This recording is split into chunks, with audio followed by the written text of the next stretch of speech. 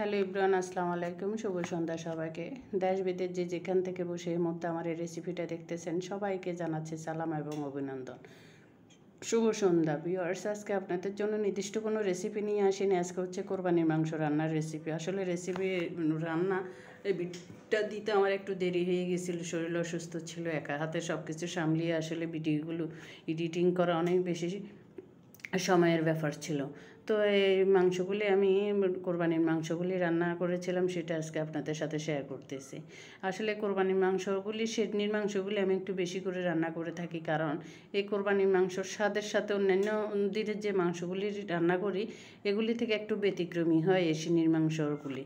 তো সেজন্য আমি একটু বেশি করে রান্না করি। আমার কাছে মনে হয়, আমি না সবারই এটা ধারণা বা সবাই জানেন এটা, যারা রান্না করেন বা কোরবানি দেন, সিনির মাংসটার স্বাদ আলাদা হয়।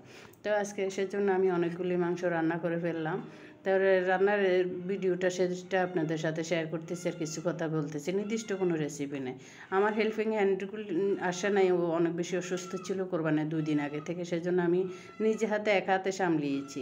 এই যে দেখতেছেন এখানে আমি গরম মশলা পাউডার করতেছি, জিরা ধনিয়া পাউডার ওইটা দেখাই নেই, গরম মশলাটা দেখাইতেছি। এই গরম মশলাটা ঠিক এভাবে আমি চুলায় একটু টেলে নিচ্ছি। প্রথমে গোটা যেগুলি একটু বড় সাইজে বড় সেগুলি আগে দিচ্ছি লবণ দিয়ে, তারপর ছোটো ছোটো পরিমাণে ছোটোগুলি একটু দেরি পরে দিয়ে দিচ্ছি। আমি একসাথে বেশি করে বানিয়ে রাখি গরম মশলাটা, কারণ এটা আমি অনেক দিন পর্যন্ত ব্যবহার করতে পারি, কেউ চাইলে দিতে পারি, সেজন্য এর জন্য আমি সবগুলি মশলা রেডি করে নিলাম কোরবানির আগের দিন। এদিকে কোরবানির আগের দিন রাত্রে মশলাগুলি আমি সবগুলি রেডি করে রেখেছি। পেঁয়াজ রসুন আদা এগুলি রেডি করে রাখতেছি, সবগুলি ভিজিয়ে রাখে তারপরে আমি ফরজ চুলে নিব, কারণ একটু ভিজিয়ে রাখলে রসুন বা পেঁয়াজের শোকলাগুলি আর ফ্যানের বাতাসের সাথে পুরো ঘরে ছড়ায় না। এটা একটা টিপস আসলে আমি শেয়ার করেছিলাম। তো এই যে এদিকে আমি আদা রসুন পেঁয়াজগুলো ছিলে রাখলাম, এখন এগুলিকে আমি ব্লেন্ড করে নিব, ব্লেন্ড করে রেখে দিব। সেই জন্য এই যে কোরবানির দিন সকালে আগের দিন গরু নিয়ে আসছে ফার্ম থেকে, আলহামদুলিল্লাহ গরুটা অনেক বড় ছিল। তো একা দিয়েছি কোরবানি। কোরবানির দিন সকালে আসলে আমি কোনো এবার কোরবানির জন্য রুটি বানাতে পারি নাই, সেই জন্য কোরবানির আগের দিন রাত্রে আমি 2 থেকে 2.5 কেজি চাউল ভিজিয়ে, আতপ চাউল ভিজিয়ে আমি চিতল পিঠা করেছিলাম ঘরে ব্লেন্ডারে ব্লেন্ড করে। এই চিতল পিঠাগুলি বানিয়ে রেখেছিলাম, কারণ কোরবানি যেতে যারা কাজ করবে তাদেরকে আমি খাইতে দিব কি, রুটি তো বানানো হয় না, কারণ আমার কাজের মেয়েটা অনেক বেশি অসুস্থ। আর কিছু অর্ডারই পরোটা ছিল, ওই পরোটাগুলি আসলে আমাদের ঘরে আমরা তেমন একটা কেউ পছন্দ করি না, তারপরেও কোরবানির দিন রুটি পরোটাগুলি না থাকলে ভালো লাগে না। তো এই কোরবানির দিন সকালে সবাই মসজিদ থেকে এসে যে কোরবানির গরুটা আমাদের এটা বিসমিল্লাহ করে প্রথমে দিল কোরবানি, এরপর আমাদের বারাতীয়দের একটা খাসি ওটা দিল, এরপরে বাগনা আফসারদের এটা জবাই করতে চলে গেছে সবাই। আমার ছেলের আছে, আমার হাজব্যান্ড, আসলে আমার হাজব্যান্ড তো কোমরে ব্যথাও দৌড়তে পারে না, কিন্তু আমার ছোটো ছেলে মাশাল্লাহ ও সব কাজে এগিয়ে যায়। এই যে আমাদের গরুটা চিলা হয়ে গেছে, এখন 2টা লোক নিয়েছে, আমাদের 3তলার এক ভাই, উনি বারাতিয়া ভাই, উনিও দৌড়েছেন। আজকে কারো তো অফিস নেই, ছুটি। এদিকে আমার ছোটো ছেলেও দৌড়েছে, এদিকে আমাদের 3তলার এক ভাইদের কোরবানি করেছে, এরাও কাটাকাটি করতেছে, আমার ছেলেরাও কাটাকাটি করতেছে, মানুষ সহ 3-4 জনে মিলে। এদিকে ওদের মাংস কাটা দেখে আমি মশলা কষিয়ে দিতে বসেছি, কারণ এই কোরবানির মাংসের মশলাটা আমি অনেকক্ষণ ধরে কষিয়ে নিই, সেই জন্য। তো সব কিছু মিক্স করে মশলা, বাটা মশলা, জিরা ধনিয়া গরম মশলা পেঁয়াজ আদা রসুন সব কিছু একসাথে দিয়ে অনেকক্ষণ কষিয়ে নিলাম। কষিয়ে নিয়ে 2 পাতিলে কষিয়ে নিয়ে তারপরে রাখতেছি আমি, কারণ মাংসটা আসলে যেন একবারে তাড়াতাড়ি বসিয়ে দিতে পারি, কারণ তখন শুধু মাংসটা ধুয়ে পরিষ্কার করে তারপর তুলে দিতে হবে। তো এই যে মাংসটা কষানোর জন্য 2 পাতিলে এভাবে আমি মশলা কষিয়ে নিলাম। মশলা বলতে সব কিছু দিয়ে একদম কাঁচামরিচ বাটা, তারপরে হলুদ গুঁড়া মরিচের গুঁড়া আদা রসুন পেস্ট পেঁয়াজ পেস্ট সব কিছু দিয়ে এভাবে চুলায় সাদা তেল বা সরষের তেলে যে কোনো তেলে এভাবে মশলাটা কষিয়ে একরকম আমি বসাই, আবার চুলায় নিচে যে হাতে মেখেও একটা বসাই।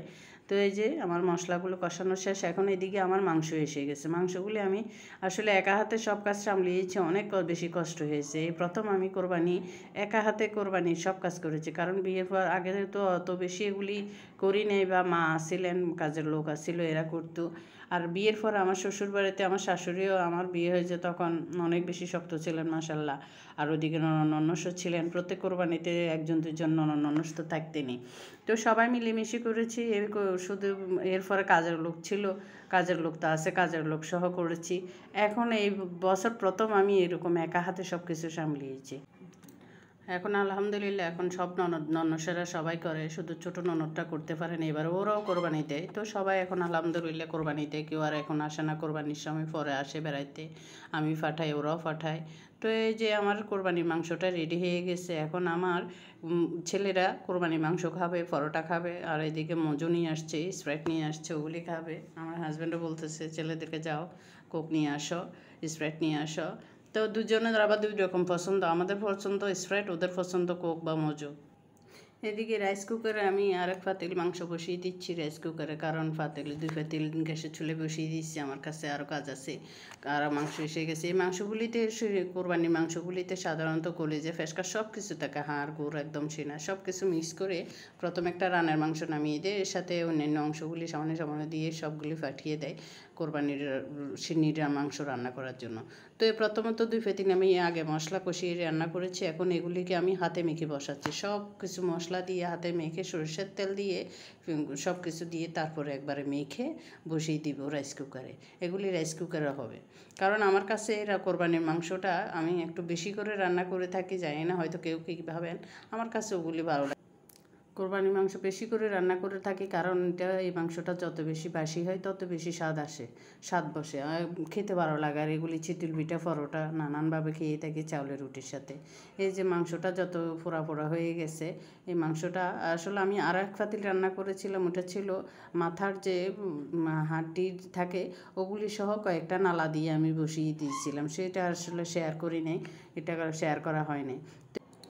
2 দিন পরে এটা গরুর মাংস আমি যখন ফোড়া ফোড়া হয়ে গেছে কড়াইয়ে নিয়ে গরম করে ওইখানে ওগুলি পরোটা বানিয়ে, লাচ্ছা পরোটা বানিয়ে তারপরে এগুলি পরিবেশন করেছিলাম। চিতল পিঠা বানিয়ে, রুটি বানিয়ে পরে অবশ্য এগুলি খেয়েছিলাম। তো আসলে রমজান কোরবানির ঈদে আমাদের অনেক রকমের আয়োজন হয়ে যায়, আমরা সবাই করে থাকি, খেয়ে থাকি। কিন্তু সবথেকে বেশি খারাপ লাগে যাদের জন্য, তারা হচ্ছে প্রবাসী যারা আছেন তাদের জন্য। তাদের টাকায় আমরা কোরবানি দিই, রমজানের ঈদ বা কোরবানির ঈদ যে ঈদই বলেন সবগুলো উদযাপন করে থাকি, যাদের পরিবারের কর্তা প্রধান বাহিরে আছেন, বিদেশে আছেন। আমার হাজব্যান্ডও দীর্ঘদিন বাহিরে ছিলেন, এখন বাংলাদেশে আছেন, আজকে 3-4 বছর ধরে আমাদের সাথে একসাথে ঈদ কোরবান করতেছেন। আসলে অনেক বেশি ভালো লাগে। তাদের আসলে ভাগ্যে জুটে না এক টুকরো মাংস হয়তো, তো তাদের জন্য আসলে অনেক বেশি খারাপ লাগে। তো সবাই কেমন লাগলো আমার আজকের এই কোরবানির ভিডিও? যদি ভালো লেগে থাকে তাহলে লাইক কমেন্ট ফলো করে যাবেন। ফেস থেকে দেখে থাকলে একটা ফলো দিয়ে যাবেন, আর যদি ইউটিউব থেকে দেখে থাকেন তাহলে একটা সাবস্ক্রাইব করে যাবেন। সবাই ভালো থাকবেন, সুস্থ থাকবেন, প্রবাসীদের জন্য বেশি বেশি দোয়া করবেন। আল্লাহ হাফেজ, আসসালামু আলাইকুম, শুভ সন্ধ্যা।